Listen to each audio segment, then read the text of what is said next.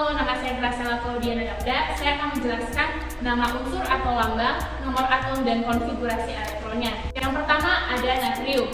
Natrium atau Na nomor atomnya 11, konfigurasi elektronnya 1s2, 2p2, 2p6, 3s1.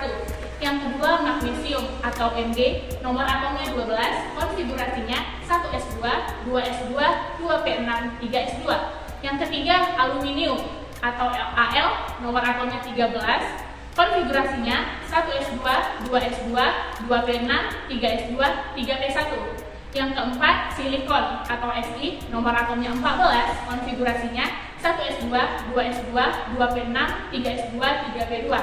Selanjutnya fosfor atau P, nomor atomnya 15, konfigurasinya 1s2, 2s2, 2p6, 3s2, 3p3. Selanjutnya sulfur atau S, nomor atomnya 16, konfigurasinya 1s2, 2s2, 2p6, 3s2, 3p4. Selanjutnya klorin atau Cl, nomor atomnya 17, konfigurasinya 1s2, 2s2, 2p6, 3s2, 3p5. Dan yang terakhir argon atau Ar, nomor atomnya 18, konfigurasinya 1s2, 2s2, 2p6, 3s2, 3p6. Halo, nama saya Hanafi oleh Syekh Rahab. Di sini saya akan menjelaskan tentang kelimpahan unsur periode 3. Yang pertama ada natrium dengan massa 2,7%, kandungan mineral sendawa cilik, kriloid, biji silikat. Yang kedua ada magnesium dengan kandungan massa 1,9%, kandungan mineralnya yaitu dolomit, magnesit, arbistol, garam, Inggris. Dan yang ketiga ada aluminium, kandungan massanya 7,6%, kandungan mineral kriolit, kaolin, dan tawas.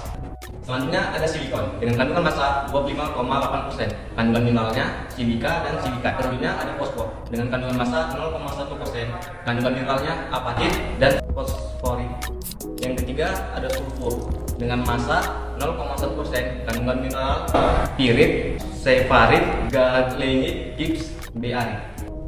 Selanjutnya ada klorin dengan kandungan massa 0,2%, kandungan mineral aleti, sulfiti, magnesium klorida.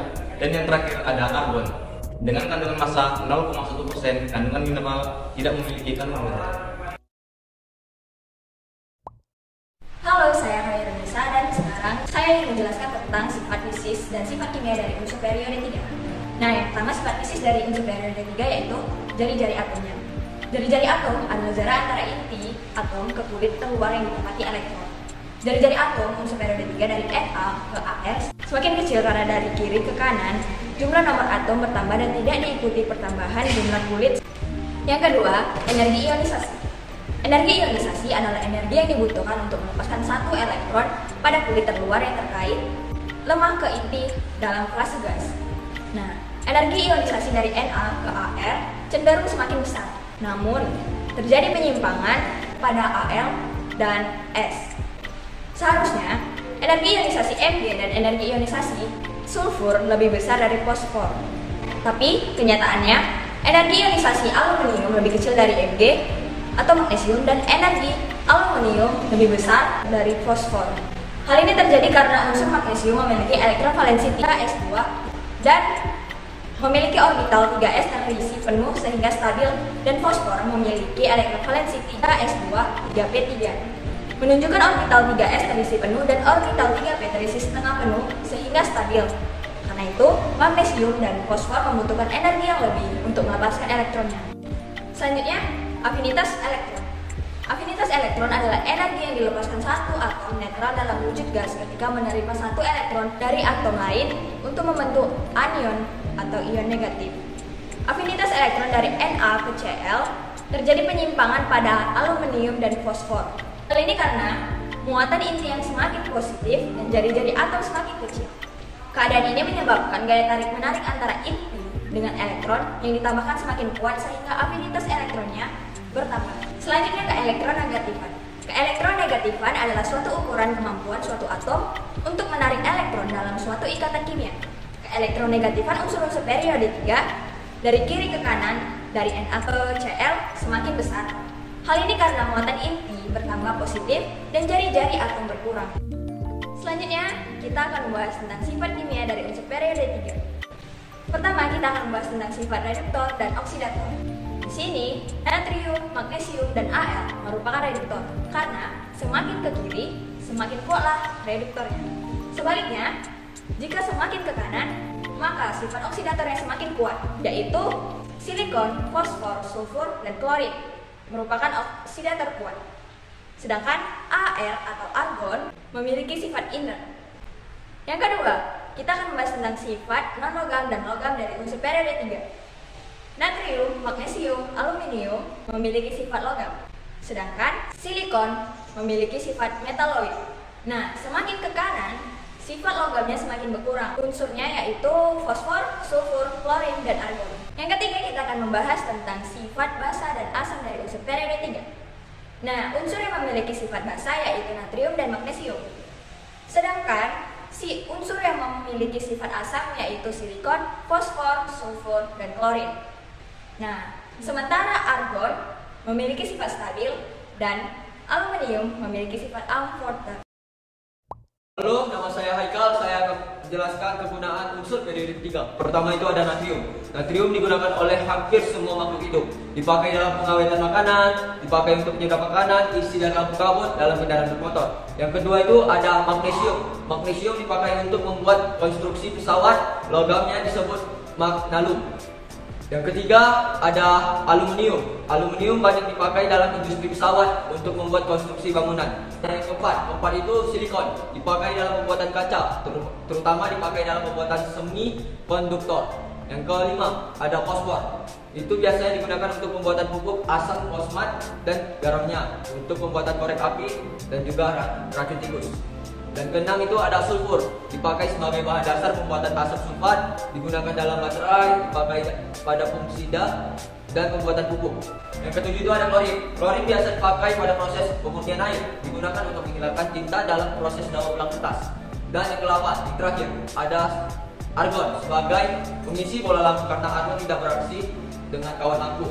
Dipakai dalam industri logam sebagai inert saat memotong dan proses lainnya.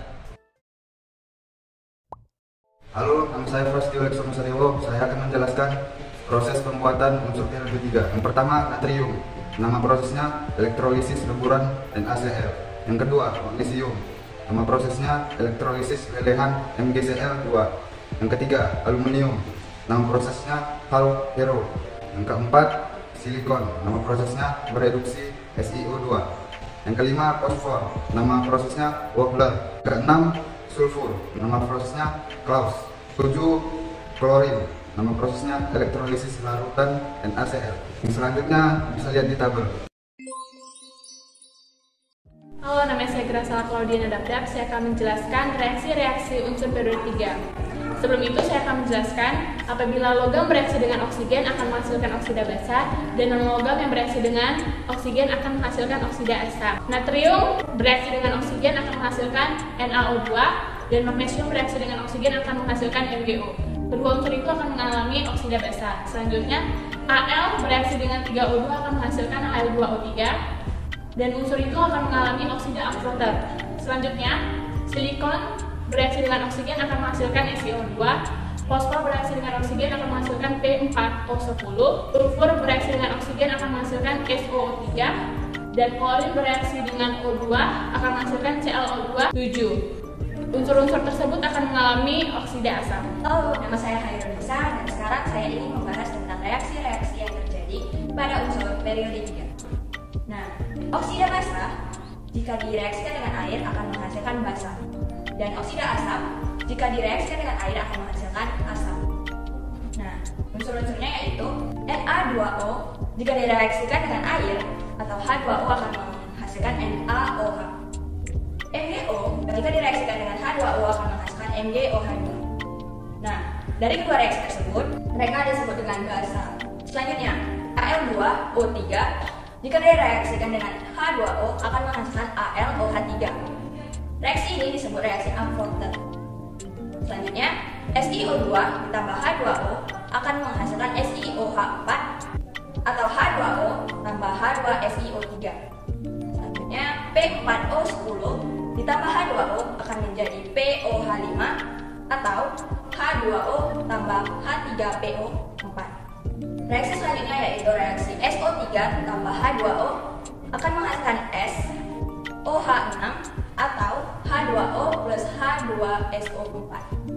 Terakhir, Cl2O7 yang direaksikan dengan air akan menghasilkan ClOH7 atau H2O plus HClO4. Nah, reaksi tersebut dari SiO2 sampai Cl2O7 kita dapat menyebutnya dengan asam. ALOH 3 kali bersifat komputer. Apabila dia sedang basah, dia akan mengalami reaksi ALOH 3 kali ditambah 3 HCl akan menghasilkan AlCl3 ditambah 3 H2O. Dan apabila dia sebagai basam, dia akan mengalami reaksi ALOH 3 kali ditambah NaOH akan menghasilkan NaAlOH 3 kali.